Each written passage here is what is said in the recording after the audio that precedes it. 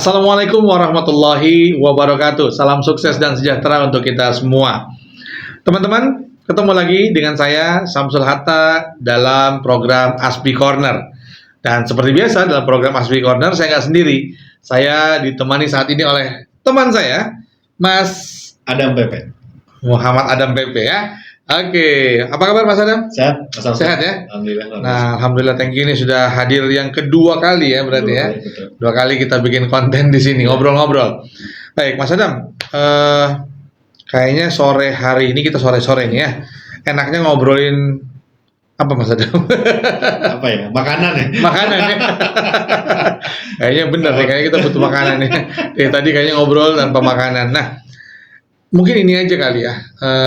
Kan belakangan ini kita lagi lagi dipersiapkan untuk milih pemimpin, Mas Adam. Betul. Nah, milih pemimpin dalam hal ini kan kita lagi memilih satu ya calon presiden dan wakil presiden, pasangannya kan, pemimpin negara.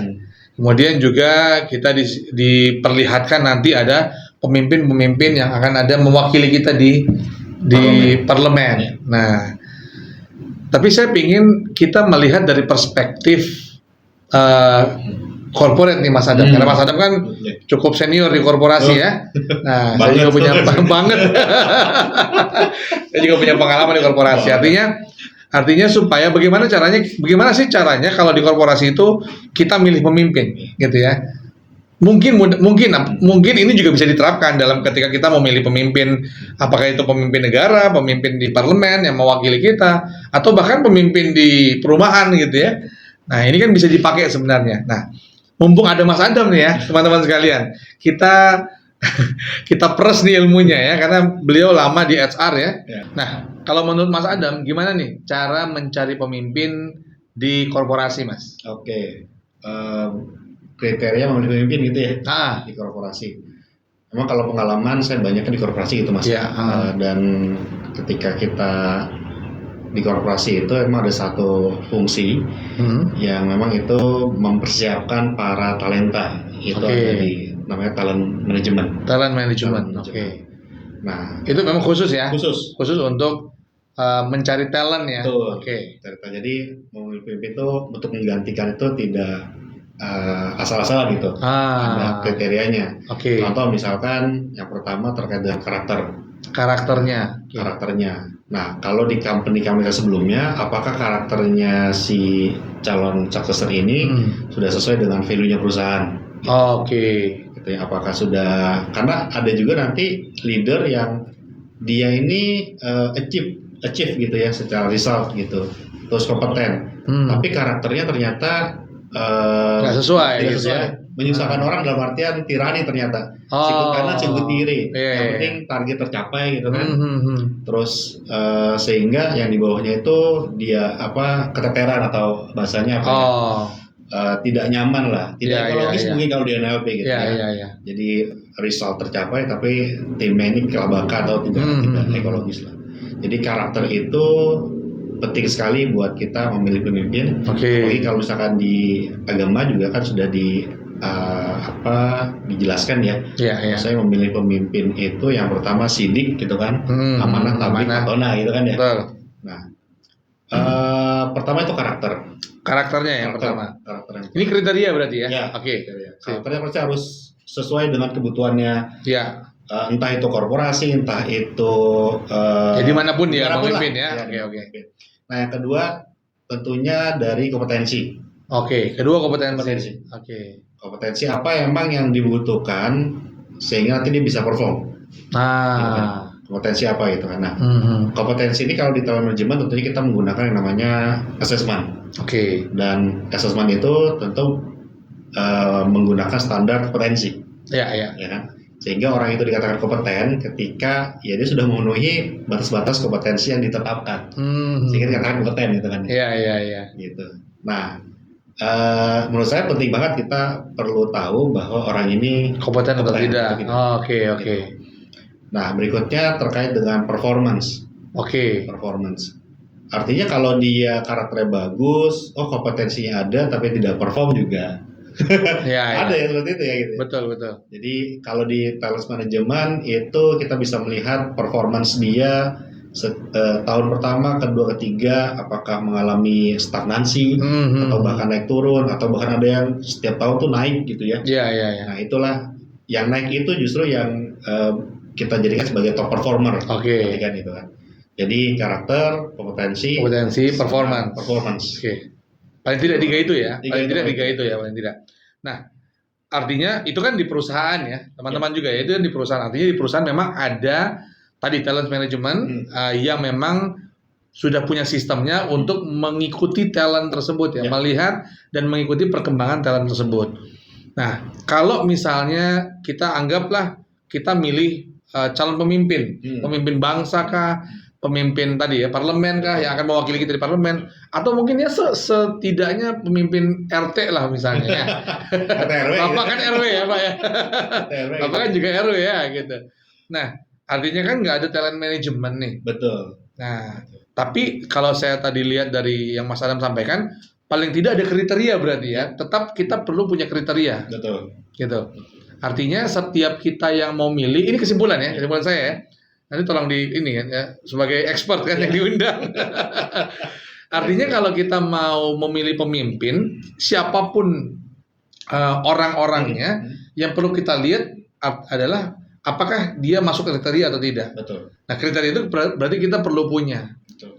Nah, tadi kalau diambil yang dari korporasi tadi ada karakter, apakah orang ini punya karakter yang baik, cocok nggak dengan lingkungan ya, atau yang mau dia pimpin, gitu, betul ya, seperti itu ya. Betul. Kemudian yang kedua adalah kompetensi. Ya, kompetensi, dia kompeten nggak untuk memimpin di bidangnya. Betul. Gitu ya. Betul. Yang ketiga, performance. Betul. Oke. Nah, kalau karakter berarti kita bisa lihat kan, ya sebenarnya tiga kita bisa lihat dari rekam jejak kalau misalnya betul. Rekam jejak ya, artinya kalau di perusahaan talent management kan dia akan melihat rekam jejak kan, betul. Benar nggak sih? Betul. Rekam jejaknya, dan kemudian dia dari rekam jejak itu dicocokkan dengan kriteria yang ada, masuk atau tidak gitu. Jadi kalau untuk pemimpin-pemimpin yang mungkin bukan di perusahaan, kita berarti bisa lihat kriteria, dan kriteria ini kita bisa dapatkan dari rekam jejak. Gitu ya Mas Adam ya. Oke. Nah, kalau Mas Adam sendiri nih, kalau milih pemimpin, apapun ya, itu kira-kira kriteria ini apa cuma 3 ini atau ada kriteria lain? Kalau pemimpin gitu ya, mungkin penjabarannya akan lebih banyak subnya gitu ya. Okay. Misalnya kayak karakter tadi, ada subnya misalkan apakah pemimpin ini bisa menangkap atau menganalisa kebutuhan yang memang paling penting. Penting. Sehingga itu kita jadikan prioritas nanti kan ya. Iya. Nah itu kan harus dibentuk dalam sebuah gagasan, gitu. Konsep, ide gitu. Jadi nggak bisa langsung kita eksekusi, tapi idenya berangkat dari mana? Nah ide ini untuk ngehit masalah apa? Kan gitu.